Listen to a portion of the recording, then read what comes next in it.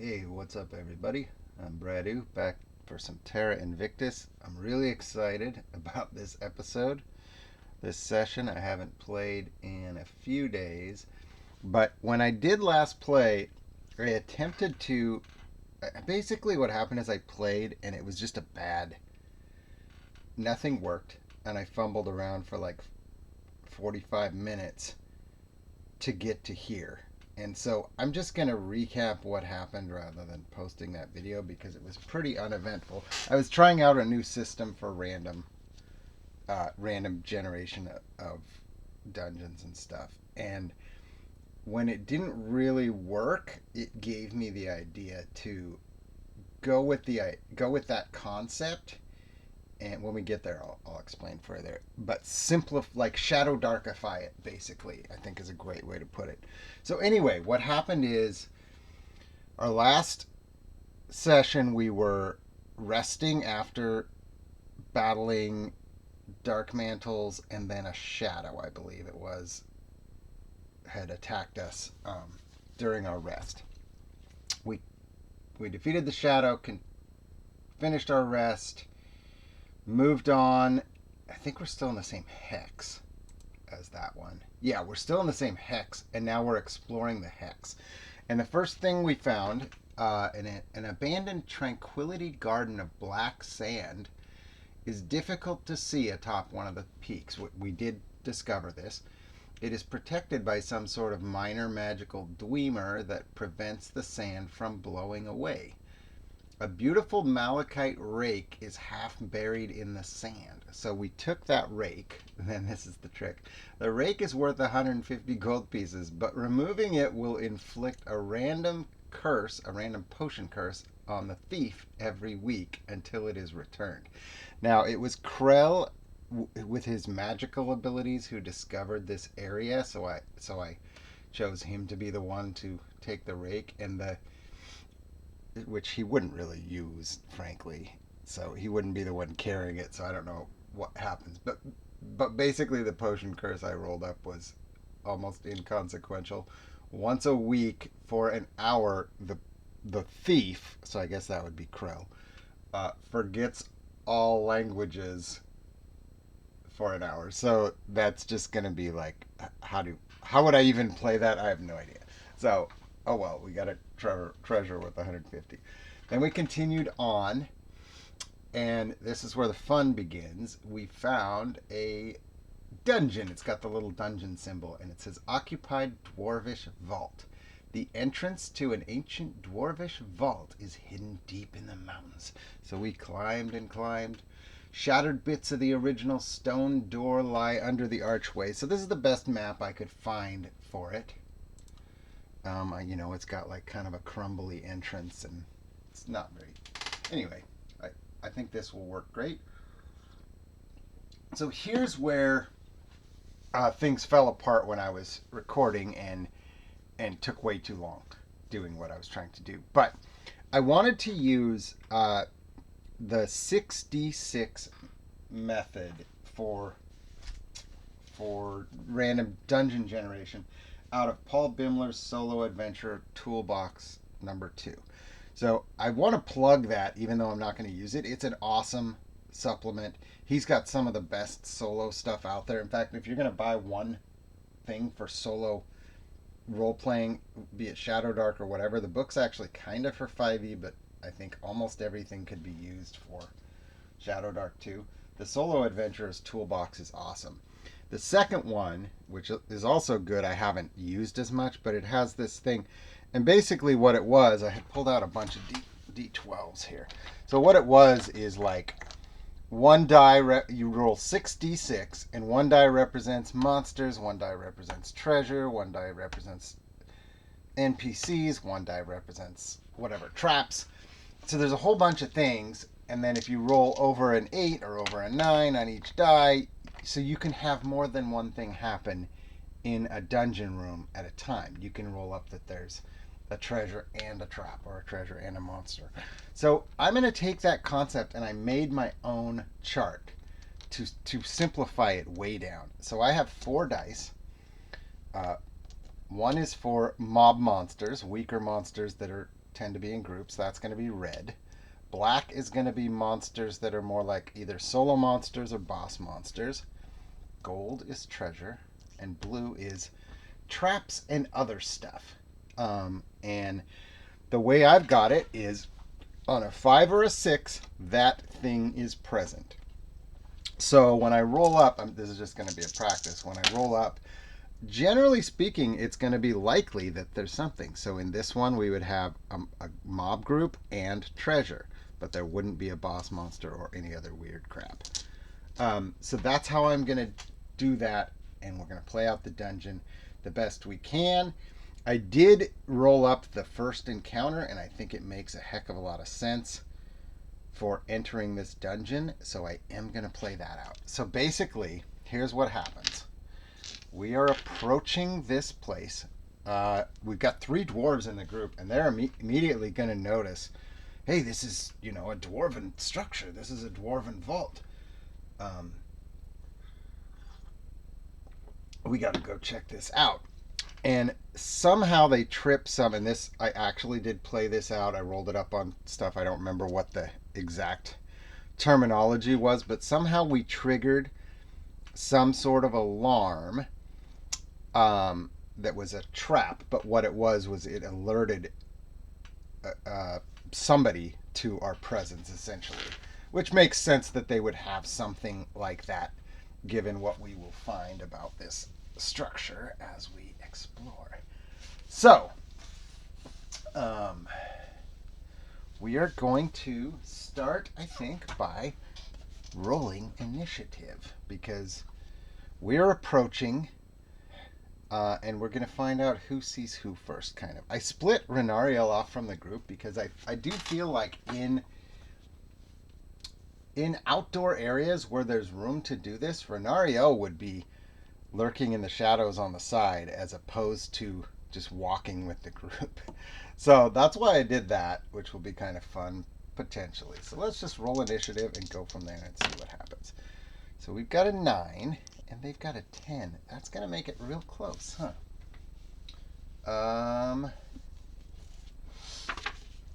Let's see what we got. And how have I been doing this with...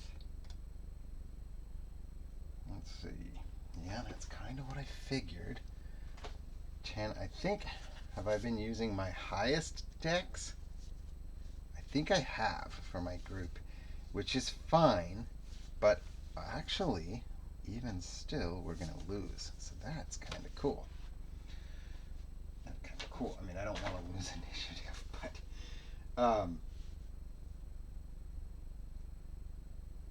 okay. So what's going to happen is we're going to have, I think probably because of my dwarves up front, I should actually, maybe I shouldn't. Maybe this should happen just like this.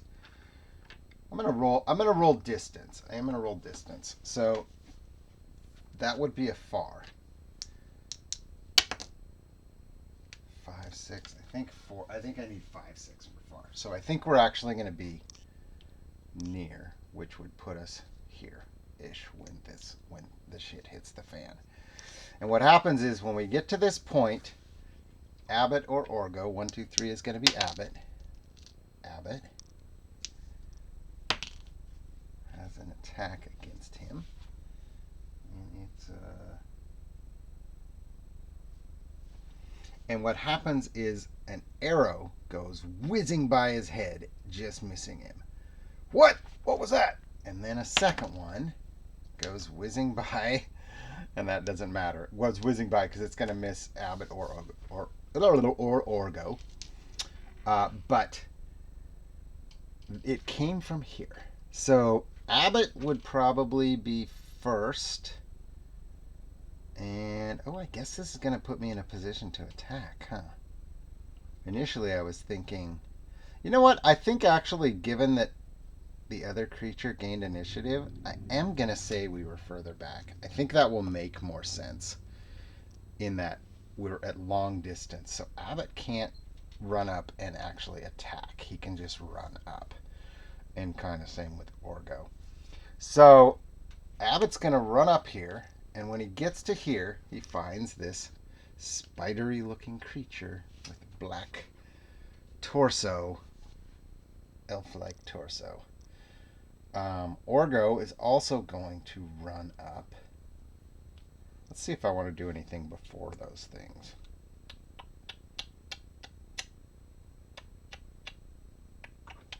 Because my casters might do something first, actually.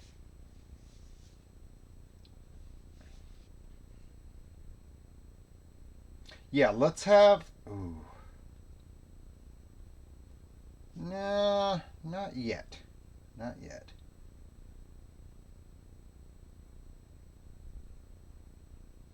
Well, let's have Thane. Let's have Thane go first. He'll run up and cast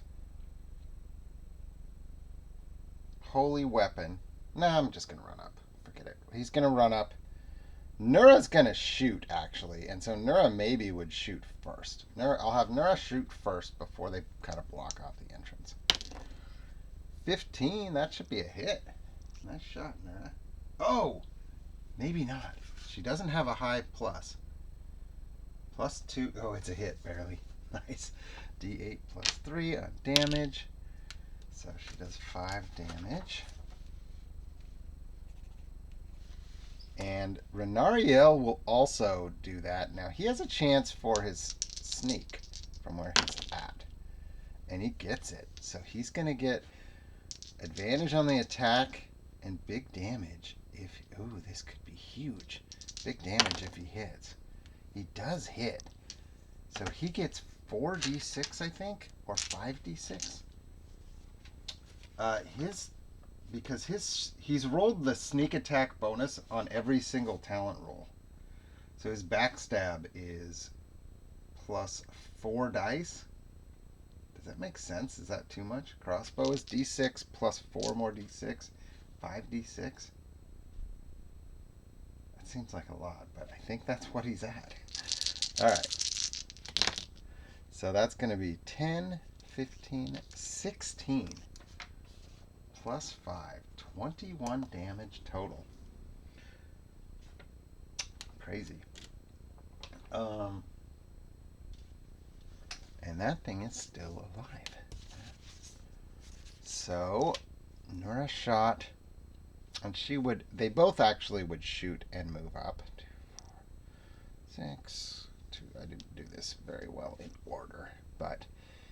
And Krell wants to get with his party. They're all spread out now. And 2, 4, 6. As we get here, so I'm going to say it's dark. It's getting to be evening time because I think I would say it's getting to be evening time. We've done a couple encounters in this hex already. We actually woke up in this hex, but have been exploring throughout the day.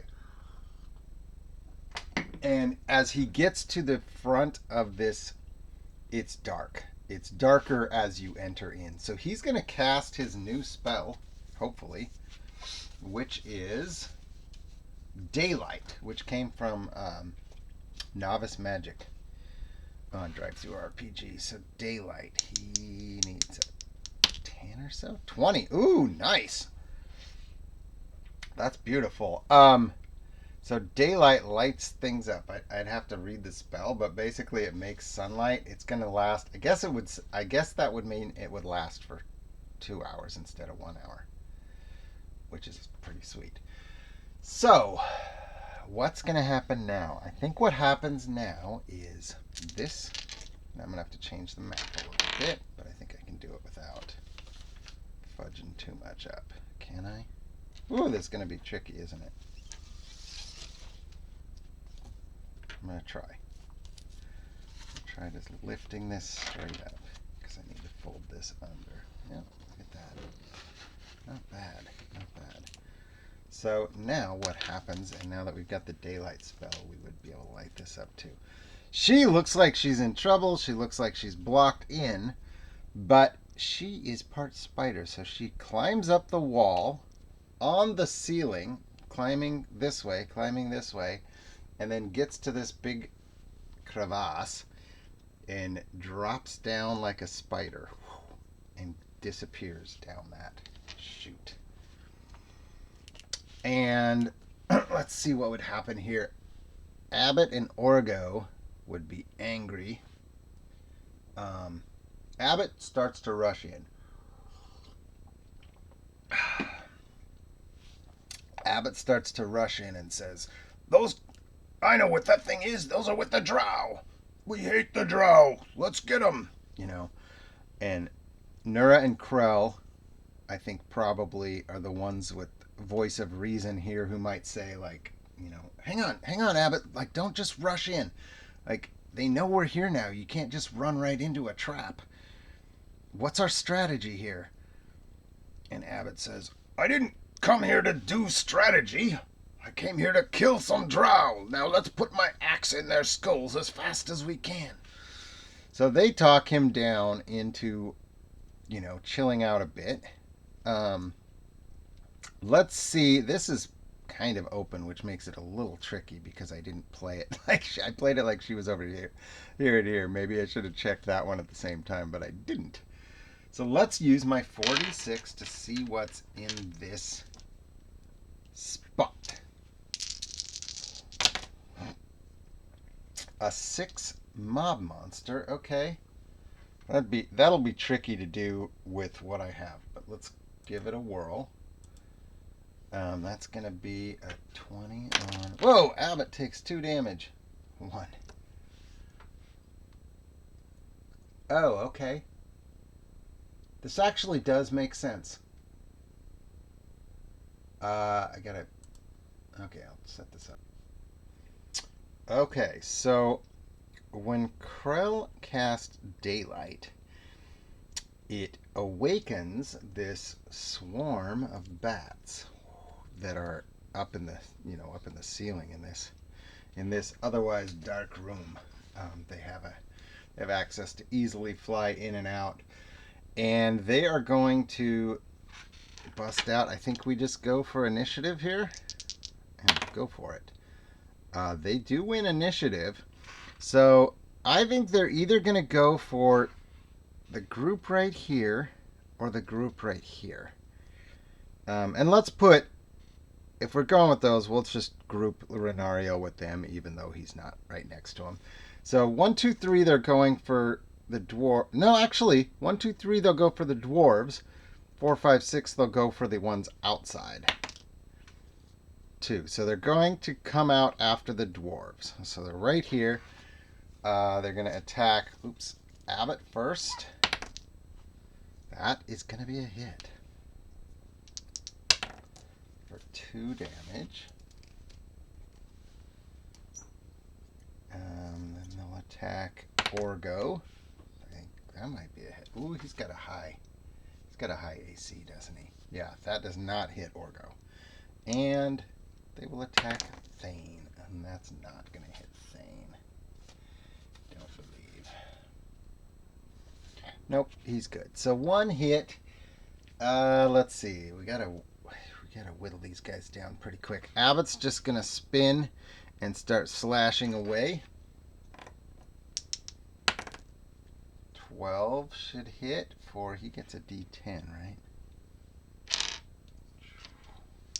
With his great axe. Ooh, does some massive damage. Awesome. There goes my pencil.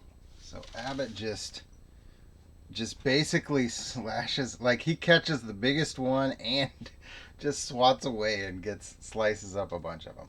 Orgo also will do the same, and he's going to hit as well, I believe. He's a +6 now. Nice.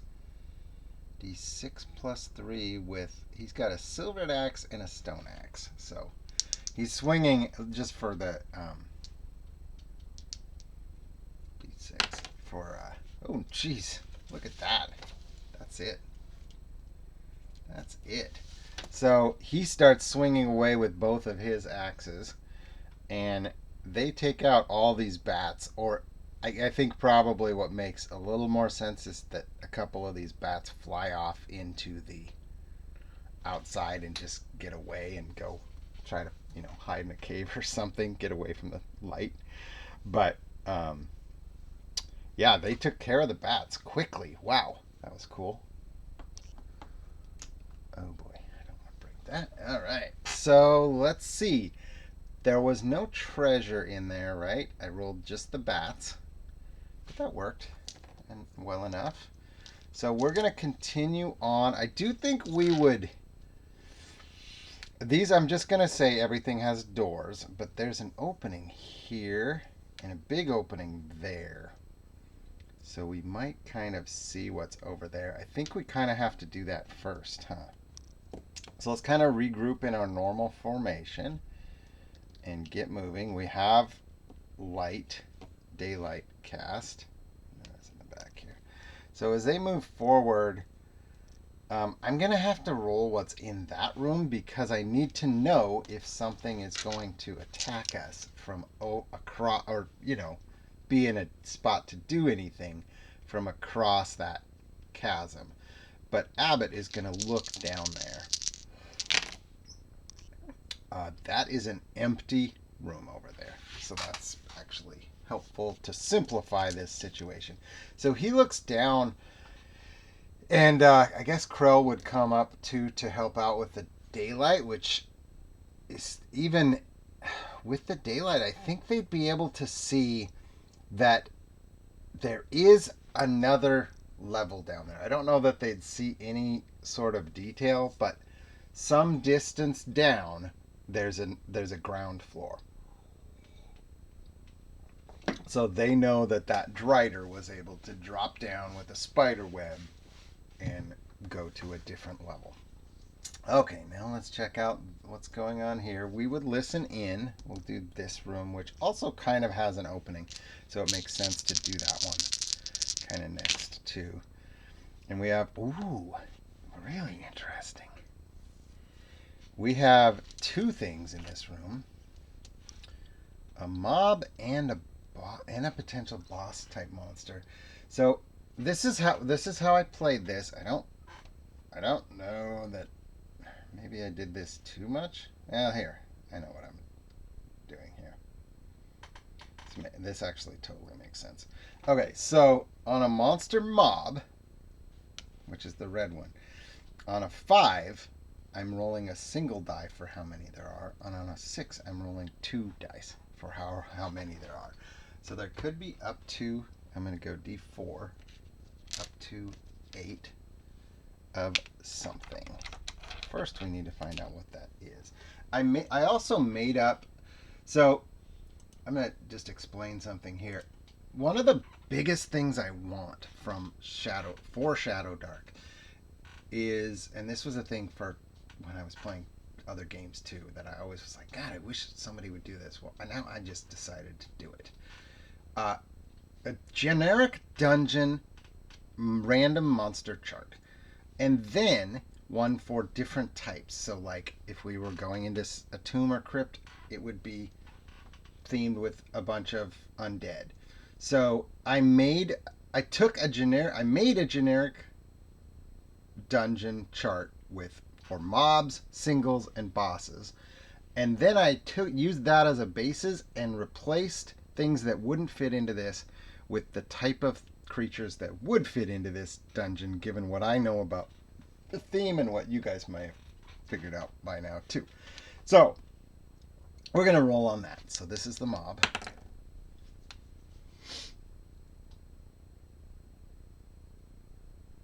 I got to do this. Oh, interesting. And then this is getting, had I rolled a 6 here, it would actually be boss, but because I rolled a 5, it's the single monster.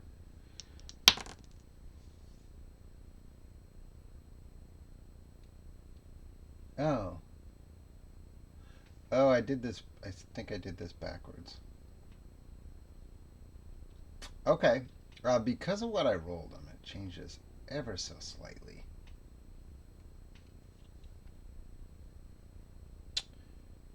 And we're gonna say, yeah, I got it. Okay.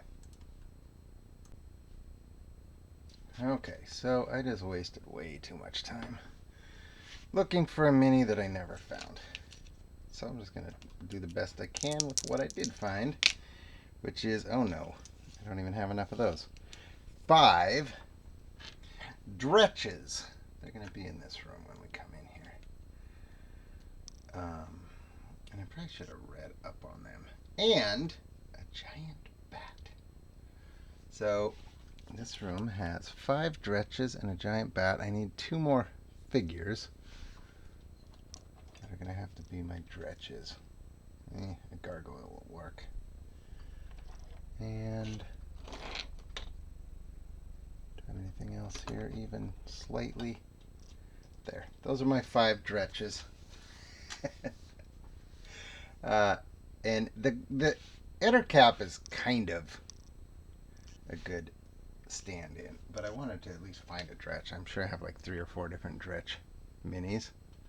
Oh, Grimlock's here. That's close too. Let's use those instead of these 2. We've battled Grimlocks before. They've kind of got like this weird looking thing too. Okay, so let's do initiative. First of all, would we have heard them? I think probably.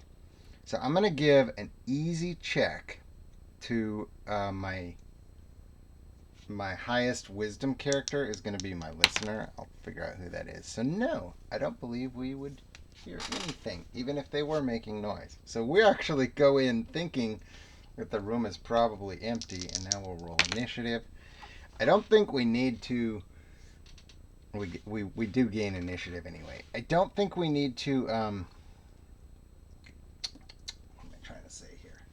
Do a reaction check on Dretch, which I think are essentially demons, and a giant bat. So it's kind of an interesting conglomeration.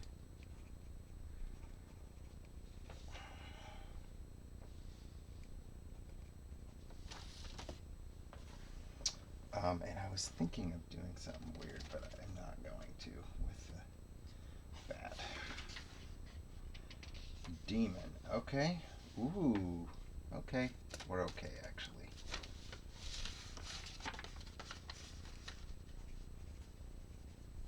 I might not even need to track this like this much. Should have wrote this down before I started the video again. Okay. So, well, I didn't know how many we were facing. So we go first, and on that note, I think the obvious thing to do is try sleep.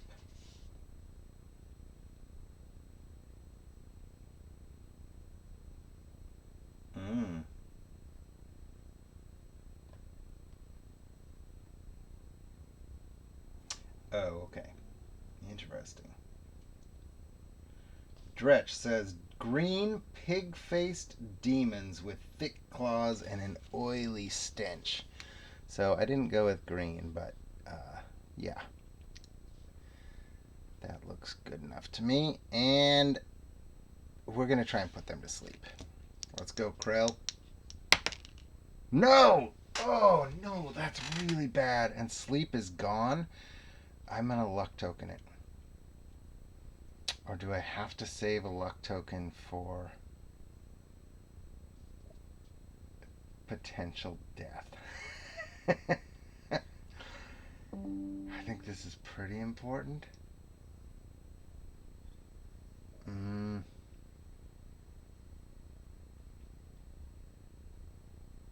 Nope, we're not going to do it. I'm not going to do it.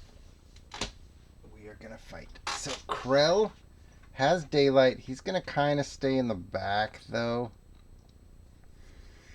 Abbott's going to rush in. And I don't know that I want to rage either. Yeah, I'm going to rage.